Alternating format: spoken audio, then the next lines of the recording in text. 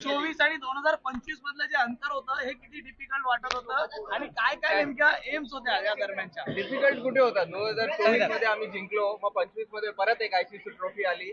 मग आम्हाला माहिती होतं आम्ही चांगलं क्रिकेट खेळतोय आणि चांगलं क्रिकेट खेळणार आपण, तर आम्हीच जिंकणार असं वाटत होतं आणि चांगल्या टाइमावर पीक केलं हे टुर्नामेंट मध्ये. प्रेशर होता का? प्रेशर होता, प्रेशर नाही असलं तर गेम खेळायला मजा काय येणार? आईपीएल आने वाला है अब आईपीएल का देखो शेड्यूल तो बाहर आया नहीं है अभी तक, तो पता नहीं हम कब खेलेंगे, बट लेकिन बहुत एक्साइटेड है उस टूर्नामेंट के लिए. रोहित शर्माने कसं हे केलंय?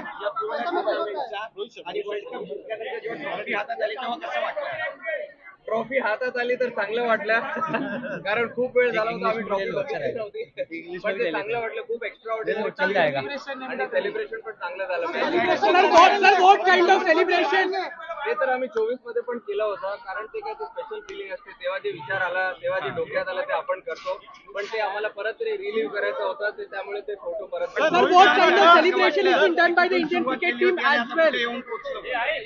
सुरुवात झाली होती. मी चेंबूरलाच राहायचो आधी पण, आणि इकडेच आता पण राहतो इकडे. हे चेंबूर सोडून कधी जाणार नाही, कारण इकडेच घरच्यांचं काय रिएक्शन सर घरच्यांचं काय रिएक्शन सर?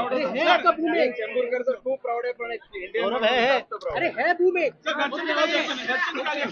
खूप चांगलं रिएक्शन होतं एकदम. त्यांना तर खूप प्राऊड वाटलं, कारण त्यांनी ते सगळं सपोर्ट केलं इकडे यापर्यंत यायला, आणि त्यांना पण खूप चांगलं वाटलं.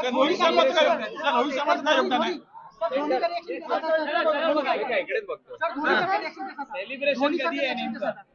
बहुत अच्छा रिएक्शन था उनका, क्योंकि मैं उनसे टूर्नामेंट से पहले मिला था और उन्होंने मुझे बताया भी था कि इस सब आईसीसी टूर्नामेंट में आपको कैसे खेलना होता है. टीम अच्छी है.